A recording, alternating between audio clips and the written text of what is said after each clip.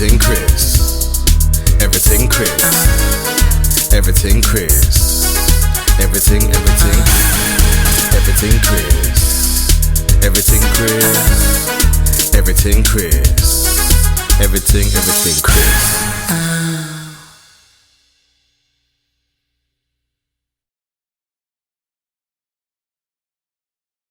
That's cool, man. Anyone else who's still in? Anyone got any questions for Mike? Why you tuned in? And Mike, do you have any questions for myself? Yeah, I mean, how did you like Leeds? And were you at uni there? Like, how did it come that you went to Leeds? Yeah, good question. I mean, Leeds was funny. This is a funny story how I chose Leeds. I was university. I went to Leeds for, but I remember going to a game, a women's GB game. This was about 2009, 8. There was a GB game, women's GB game in Sheffield. They had a game there in Sheffield. And this is the first time I'm coming out of London. So I'm a bit like, what? I said, this is different. Like they have they have clean air, they have grass. I was like, this is good. I was like, wow. I was just so amazed at my coach at the time. He was driving like, why are you so amazed? Like, it's only Sheffield. I'm like, I've never seen anything like this. There's trams, it had a different atmosphere, different energy.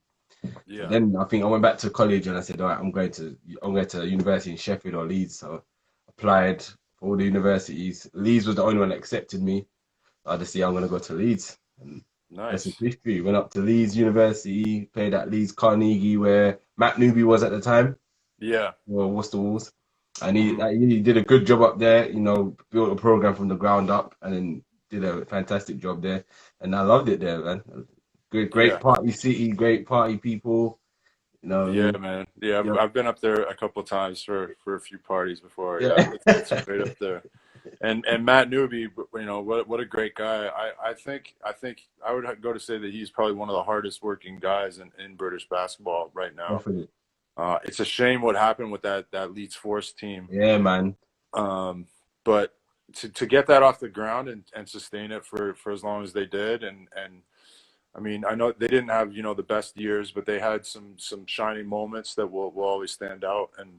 And then now, fast forward to Matt Newby getting a second chance at Worcester, and then having success right off the bat. Like, just really happy for that guy, because I think he kind of got the wrong end of the stick at the end of the Leeds Force days there. But went in and probably working with a much bigger budget than he was at Leeds, but he put together a solid team at Worcester.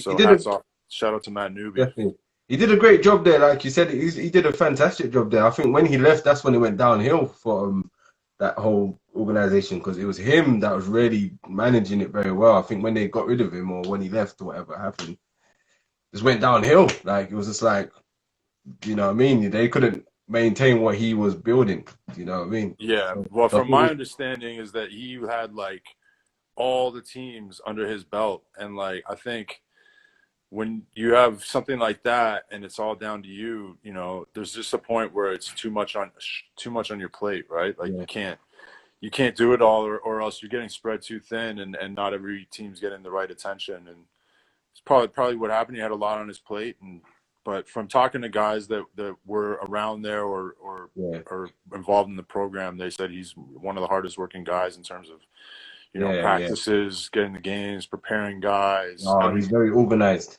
Very organized. Like when he helped us get us our sports pass, and then that sports pass could give us access to the gym anytime we wanted. He did a lot of that for us as well at university. Yeah. And we could just it would basically treat us like professionals, even though some of us was the lower team and he had the first team. I was in the second team. But some of us felt like we're professionals. We could go anytime, book a slot, and then work out and have a whole court to ourselves to work out to. And that I mean, that's huge, right? Like you need things like that to help develop and get your game better and make everybody else's game better. Yeah, and he had the shooting gun. He had everything. He had the shooting gun. He made sure our uniform was set. He was organized, man, and that's what. Yeah. That's what I think what he's bringing to Worcester now. So his organization skills, his management skills, and his team personnel skills. So shout out to Matt Newby, man, doing a great job. Big time. I agree. I mean, and it's a shame that Leeds ain't got a team no more, because they did deserve a team. But Yeah, I mean, that's another thing. You know, we were talking about earlier about British basketball and what, you know, things that could make it better. And there's a few cities in the UK that don't have teams right now where, you know, those are their big markets. Like, look at Birmingham. It's just sitting there, man. And it's the second biggest city in the UK. It's Biggest. already got a history of basketball there. They've got some talented players down here, you know. There's a lot. They're producing a lot of great players out of Birmingham. So that's a city. Liverpool, Leeds. You know, there's all these other cities, and then even, you know, go up north like Edinburgh could probably support a team. So They could have a team. There's a lot of places. Sunderland had a team at once as well. Sunderland had a team. There's loads of cities that could have a team. So yeah, I mean, I think the big ones to stand out to me are always Birmingham and Liverpool. Like, I don't understand why they don't have teams, because those are the biggest cities in the UK. Those are big markets where, you know, the basketball culture could be spreading and should be spreading. Should be spreading. And Liverpool have a great culture in terms of how they support in their community. Their community is great. Sure. So if they had a team, they'll definitely have a great support in cast. Yeah, I agree. It's a shame. It's a shame. But hopefully things might turn around. One day, man. One day when one of us wins the lottery. Yeah. I'll buy my team in it. That's it. GM Chris and GM Mike. I like that. Yeah, I can go. There you go, man. There you go. All right. Yo, Mike, man, it's been a pleasure, man. Thank you for coming on, man. I've enjoyed this one. Man, really appreciate it. Thanks for having me, man. And you know, keep up the good work, man. Love seeing all these interviews. And love, you know, just helping the whole culture of basketball grow within England. So hats off to you, man. Keep up the good work, and speak to you soon. No worries, man. Speak to you soon, bro. Have a good one. All right, brother. Have a good one.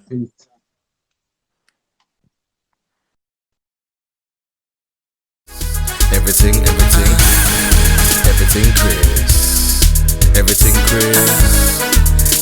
Chris. Everything Chris.